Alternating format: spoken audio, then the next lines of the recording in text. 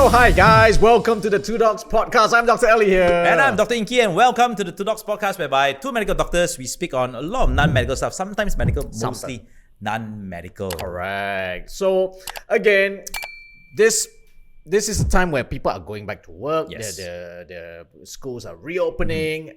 People are going from a time of use. They've been so used to working from home, which we spoke about 2 weeks back. Yes. All right. And from working from home, now they're going back to physical work all over again. Correct. And with that, stress has come back. Correct. You can just see by the way people drive. Yes. Crazy. Yeah, the traffic is now bad, man. Bad. Worse than before. Yes. It took me 2 hours to go back 2 weeks ago.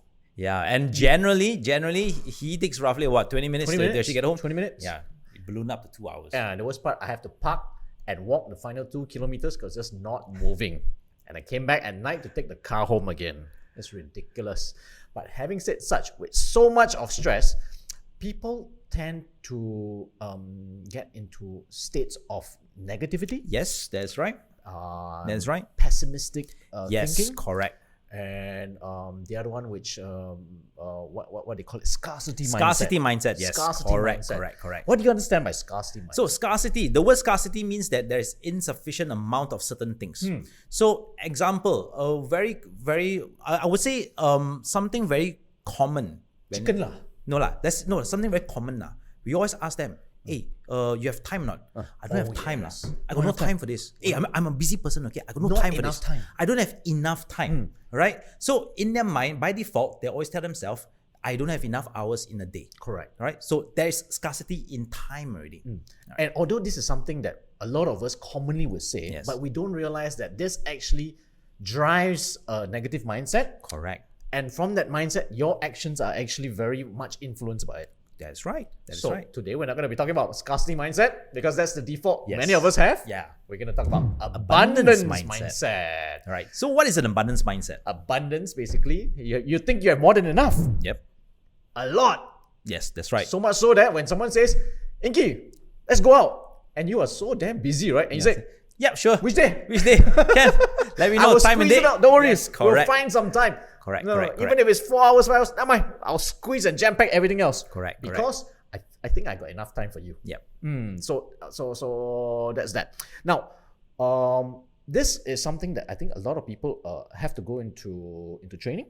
That's right. I would say the reason why most of us are in default a negative mindset is because of the way we were brought up. Right? A lot of times when the way we were brought up, we are always taught that, hey, you know what? There is not enough. You don't have enough of certain things. You know, you have to go and fight for it. We don't actually get this positive reinforcement that, hey, you know what? You have enough of stuff. Let's give it to other people. Let's share. Let's share. You know, a lot of times we don't ask people to share. All right, even while we are working, also, right, we don't really share stuff. You know, it's this is mine. I'm very possessive. Yeah, I'm very possessive. So let's say you have certain colleagues, you know, whereby they have certain maybe they're in sales, they have certain leads and prospects. They don't want to share with you. Just in case you steal my client. Even technique. Yeah. Or you steal my client or what? And then you have people who are afraid that people steal their knowledge. Yes. So because that people don't want to share. And once people stop sharing, then people become a little bit more negative. Correct. Right? So abundance. Now, we have an abundance of everything actually. We do. More than enough. Now, if every time we always see people, right? We always say, I don't have enough of this, I don't have that. Bear in mind, right? We are now living in an era where we have an excess of everything. Everything there's an excess. There's excess of food. Yes. All right. Back in the days, let's say of World War II, you can see not enough food. I understand. But now there's so much food that people are getting obese. Correct. You can't say there's not enough food if everyone's getting fatter. Yes. Because you can't eat and grow fat. Yes, exactly. So there's more than enough stuff going around. Yes. All right. And then even time. Back then, if you want to go from one place to another, you either foot walk or you go by very slow transport. Yes, correct. You waste a lot of time on foot traffic or in traffic or in the transit. Yes, correct. Let's say 10 miles was considered far. Now it's just a drive. 50 kilometers is nothing. It's just a drive away. Drive. So technically, right, you have more time. Yes, technically you have more time. It's just whether you use it efficiently or not, that's a different story. But we do have more time. Yes. Even doing processing work. Now we've got computers. Correct. Now you've got the internet. You don't have to go to the library to find archives to find out about something. That is right. Long time ago, right? To access knowledge, you need to go to school, right? You need to go to university. Then you have access to archives, libraries. Nowadays, right, everything's at the tip of your finger. Right? Do you remember this thing called microfilm? Microfilm, yeah, I remember. Microfilm. Yeah, the small one. Small, tiny ass thing. And then basically, microfilm, guys, is... So basically, it's took like screenshots. It's like they took screenshots, like photos and newspaper articles and magazines, and then they keep it up. But because if you can imagine, the newspaper is so large, you can't keep the entire newspaper in that original size. And if you keep years and years of newspaper, it takes up a lot of space. So they shrink it. It's small film. So if you think of the 35mm film, it's about this big, like a ruler. Now this is even smaller.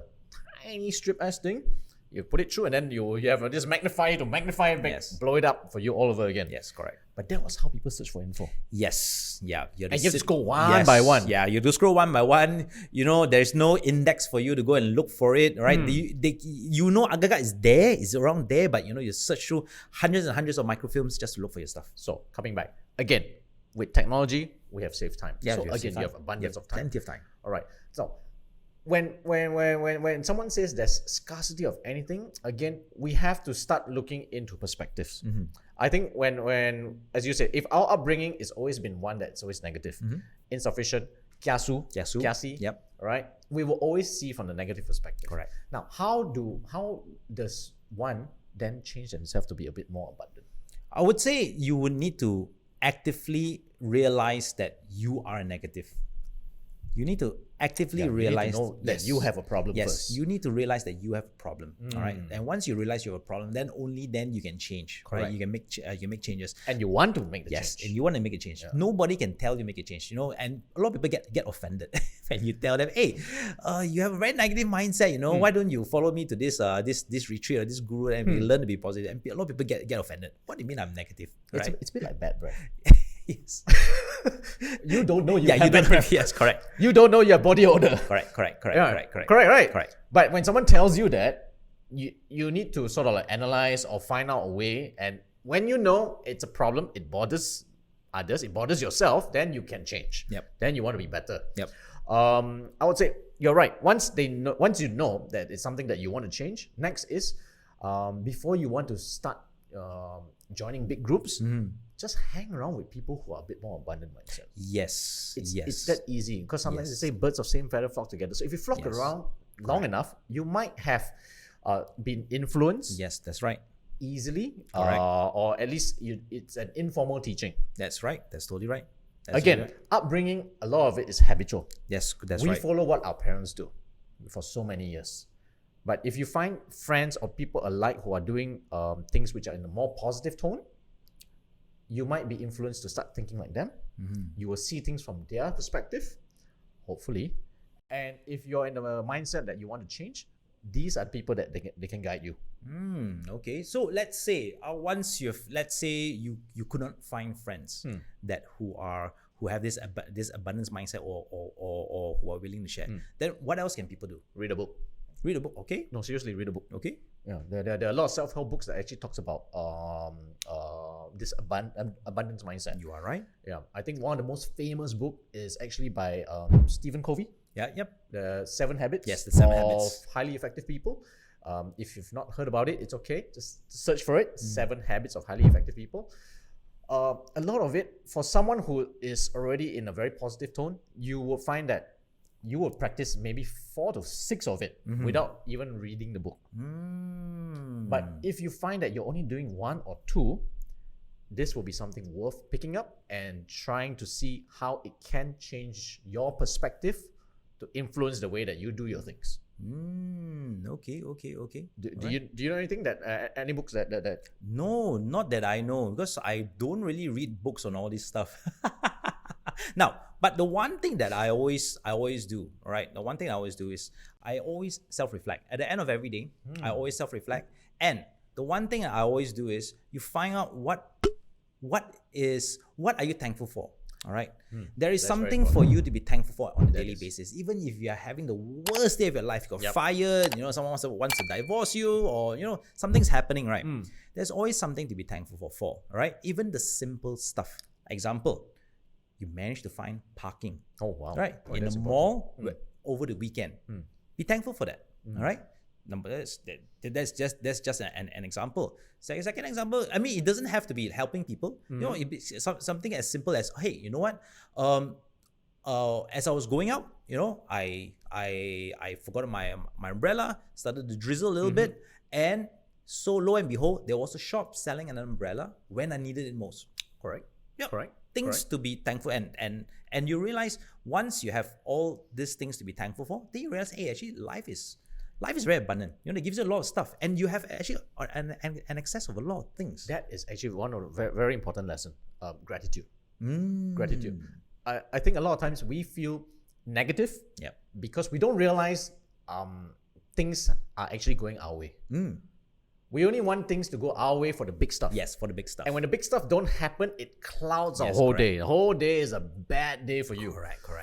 But if you look at the big events, but big events are only one or two. Yes. Even if it's a very really bad day, you have 5-6 bad events. But there are so many tiny small things that actually makes your day more bearable, more complete, but you don't pay enough attention to it. Correct. Because these small things tend to look habitual. That's right. Yeah, they tend to look habitual. They tend to look insignificant. But in actual fact, if these are the ones that don't go through, they actually will irritate you more. I always tell people, it's not the big stuff that usually irritates me. I mean, the big one makes a big impact, but it's not the one that really irritates me. If you compare big things that don't go your way versus the small things that don't go your way, consistently, the small things will actually itch you. It's like an itch that you cannot scratch. It's horrible. So so small things, be thankful for. I think that's one of the easiest self-help ways to change your mindset over time. Because the less you harp about the things that didn't go your way, the less you feel negative about yourself. Okay. Now, you're saying about training. Yeah. So there are, of course, courses to go for. All right. You can sign up for all these courses whereby they teach you to be happy and all. But there's one simple thing that you guys can actually do, all right, at home by yourself. Which is this is a very simple abundance challenge whereby you challenge yourself to actually complete it. All right. You do short ones first. You can do a week. All right. In that 1 week, I want you guys to go text, call, or meet up with someone that you haven't met in a long time. Every day for next 7 days. Wow. All right. Okay. And let them know why you are happy that they are in your life. All right. So the reason why is this: when you give, all right, you actually feel much happier. Yeah. And then you realize that by reacquainting with some of these old people or these old friends or families that you haven't met them in a long time, it will actually build a connection. All right. And what you realize is, hey, then you're going to feel much happier. Hey, no, we haven't caught up in like 10 years, but luckily we managed to catch up, and there's so much things to talk about. And then you talk about the good old times. And you realize, hey, actually life is good. Yes. Right? Life has brought me so many good memories. Life has given me so many good friends and so many good family. And it's life is good. So you do it for 7 days first.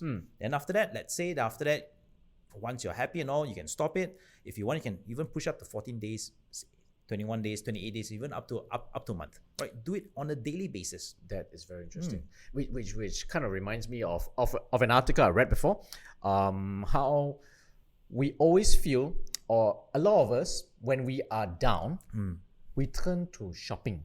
Oh, that's right. Yeah. We turn to shopping as an outlet, retail therapy, because you buy something for yourself and you feel better.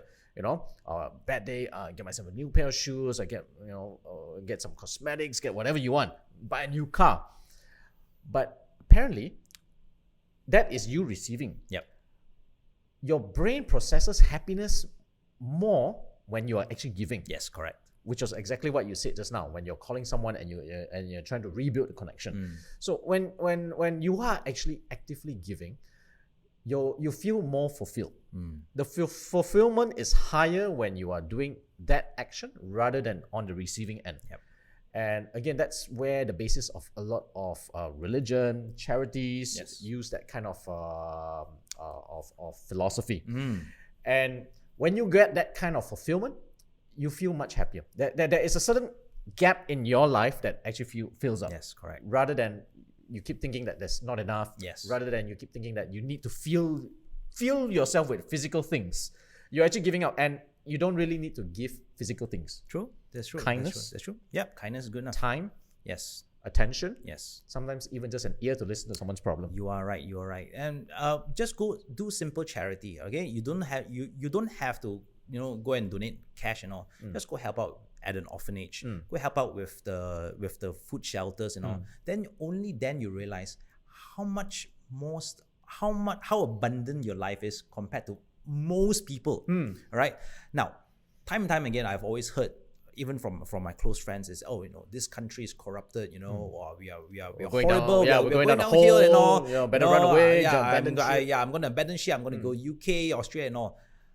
However, they don't realize that our country, it's 99% better than most countries in the world. We have an excess of everything.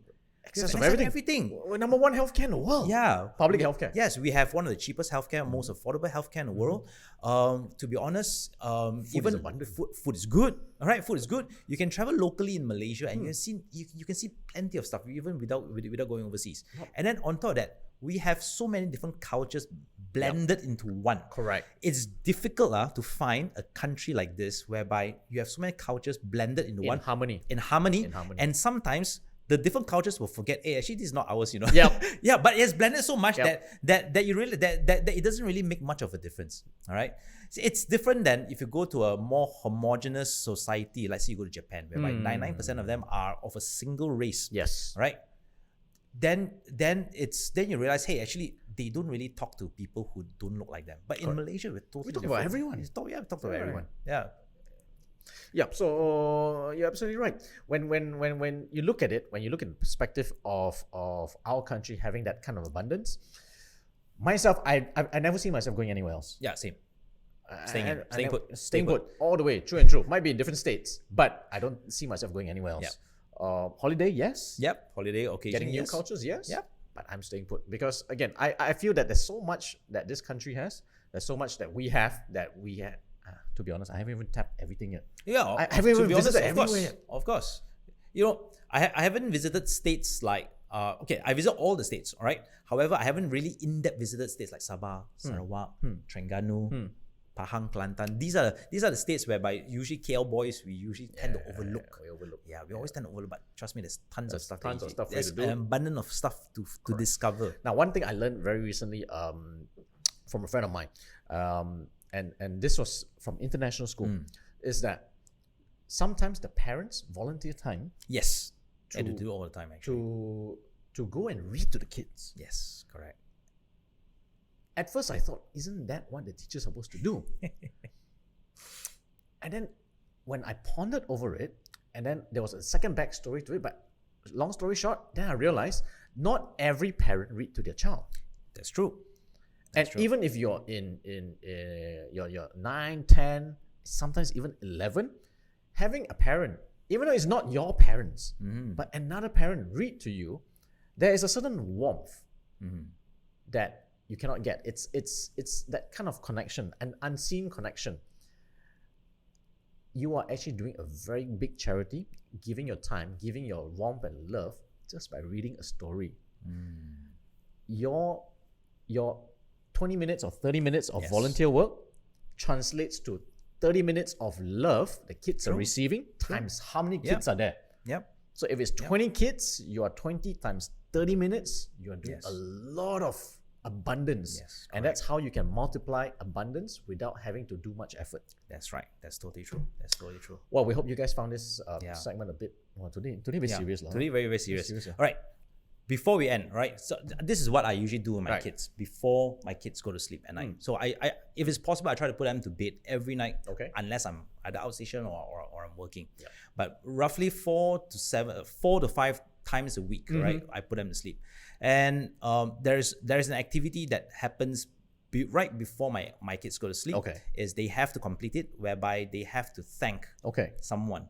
They must be thankful for certain things. All right. Right. So usually we will start off from the youngest to the even to us also. We have to do it. So we have to walk the talk. Wow. So they have to say one thing that they are thankful for. Whatever it is. Whatever it is. It can be a nasty day. They can be say one thing that they're thankful for. Can you say thank you someone for cooking dinner? All right. Simple. Again, they have to go and tell that person in the face, but they feel Just declare. They declare.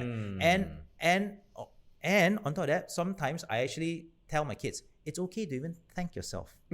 Say thank yourself for doing certain things. All right. So don't only just thank other people, you can also thank yourself. And hopefully this will build a more positive mindset for them. Instead of a scarcity mindset, hopefully they grow up with a more abundance mindset. I think this is very important. It's something that I think I want to practice it too with my kids. And you're right.